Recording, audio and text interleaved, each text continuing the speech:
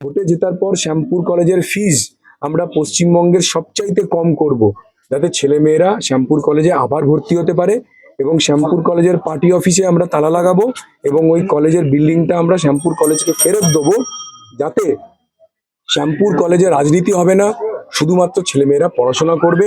এবং যেহেতু আমি আইআইটি খড়গপুরে এখনো পোস্ট ডক করছি, পোস্ট পিএইচডি রিসার্চ ফেলো হিসেবে কাজ করছি, গবেষণা করছি, ফলে শ্যামপুর কলেজের সঙ্গে আইআইটি খড়গপুরের আমি একটি চুক্তি করব, যে চুক্তি অনুযায়ী আইআইটি খড়গপুরের সঙ্গে শ্যামপুর কলেজকে জুড়ে দিয়ে শ্যামপুর কলেজে আইআইটি খড়গপুরের প্রফেসররা আসবেন, পড়াবেন, যাতে শ্যামপুর কলেজের আমাদের পড়াশোনার মান অনেক উন্নয়ন হয়। না, শ্যামপুর কলেজকে আমরা আইআইটি খড়গপুরের লেভেলে নিয়ে যাব, এই কথা আমি দিচ্ছি। আমি কোনো প্রতিশ্রুতি দিচ্ছি না, আমি কাজগুলো করে দেখাবো।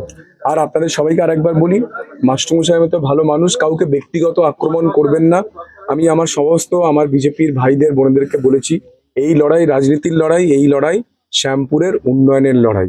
এই লড়াই কারোর ব্যক্তিগত চরিত্র, ব্যক্তিগত ব্যাপারগুলো নিয়ে, সেগুলোকে নিয়ে আপনারা কেউ কথা কিছু বলবেন না, এটা আমি মনে করি। আমি বিলো দ্য বেল্ট, আমার সম্বন্ধে তৃণমূল কংগ্রেস অনেক কিছু করে, অনেক কিছু বলে, কিন্তু আমি কোনো সাংবাদিকের আজ অব্দি কোনো প্রশ্নের উত্তর দিইনি। রাজনীতির মঞ্চ আমার মনে হয় আলাদা হওয়া উচিত, রাজনীতির মঞ্চে রাজনীতির কথা রাজনীতির ভাবে বলা উচিত, কিন্তু ব্যক্তিগতভাবে আমরা তো সবাই একে অপরের সঙ্গে সুসম্পর্ক রেখে চলবো। এবং শ্যামপুরের যে আমাদের রাজনৈতিক সংস্কৃতি, যে ঐতিহ্য, এখানে আমরা কাউকে ব্যক্তিগত আক্রমণ করি না, আমরা এখানে রাজনীতির মঞ্চে গিয়ে লড়াই করি। কিন্তু এই 2026 এবং গত 5 বছর ধরে তৃণমূল কংগ্রেস পশ্চিমবঙ্গে একটি অত্যন্ত নোংরা রাজনীতির খেলা শুরু করেছেন। এবং সেই খেলাতে পশ্চিমবঙ্গের মানুষ বুঝতে পারছেন যে কোন রাজনৈতিক দল যারা ব্যক্তিগত থেকে শুরু করে বিভিন্ন নোংরাভাবে রাজনীতিকে নিয়ে চলে গেছে।